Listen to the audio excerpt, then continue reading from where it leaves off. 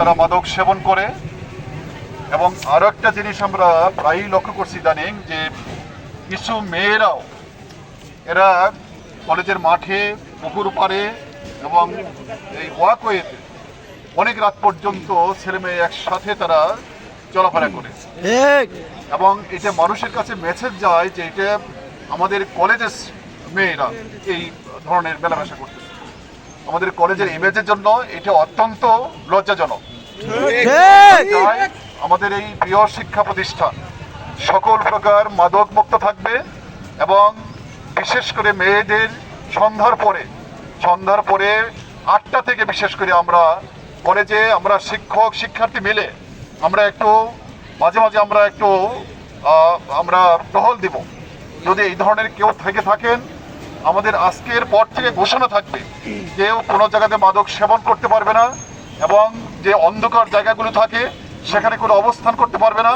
এবং মেয়েরা বিশেষ করে রাত 8টার পরে ক্যাম্পাসে, ওয়াকওয়েতে, কলেজ মাঠে, পুকুর পাড়ে, এই 3টা স্পটে ওদের বেশি লক্ষ্য করা যাচ্ছে। এই সমস্ত জায়গাতে ওরা থাকতে পারবে না। আমরা জেলা আইন শৃঙ্খলা কমিটিতে বেশ কয়েকবার আমরা সেখানে এই জিনিসটা উত্থাপন করেছি।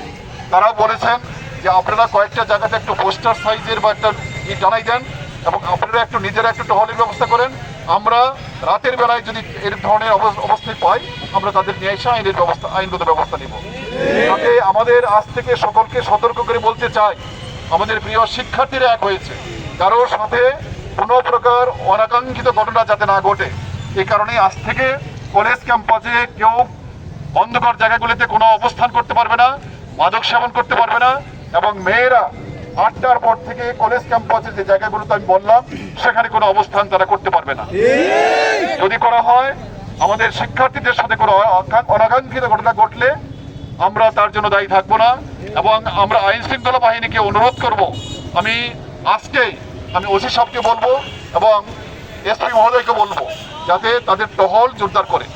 এই বলে শিক্ষার্থীরা তারা এই ধরনের উদ্যোগ গ্রহণ করার জন্য কলেজ প্রশাসনের পক্ষ থেকে সকল প্রকার সহযোগিতা আমরা অব্যাহত রাখবো। ইনশাআল্লাহ।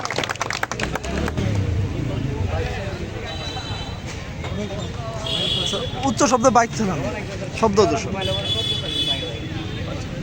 স্যার, এটাই বড় সমস্যা। কয়েকটা স্পটে এখানে থাকবা, ওই পাশে থাকবা। যখন এই উচ্চ শব্দে এই ধরনের বাইক চালাই যায়, এটা একটু আটকাও। আজকে আমরা একবার কিন্তু আমি পুলিশকে ডেকে নিয়ে সরকার দিয়ে অ্যারেস্ট করেছিলাম। মুসলেখা দিয়ে এসে গাড়ি বাইকের চাবি সহ পুলিশ দিয়ে গেছিল, পরে মুসলেখা দিয়ে সেই বাইক নিয়ে গেছে। এরকম কয়েকদিন করলে উচ্চ শব্দে বাইক চালাতে পারবে। আর মাইকের শব্দটা আমরা যে কোনো সময় বন্ধ করবো। আমাদের একটু সতর্ক হও, কেউ যদি উচ্চ শব্দে মাইক বাজায় আমরা বাইকটা নিয়ে আটকে রাখবো। কয়েকদিন আটকে রাখলে আর এই ধরনের কাজ করবো। তোমরা এই শব্দগুলো বেশ কয়েকটা পয়েন্ট একটু টানাই যাবে।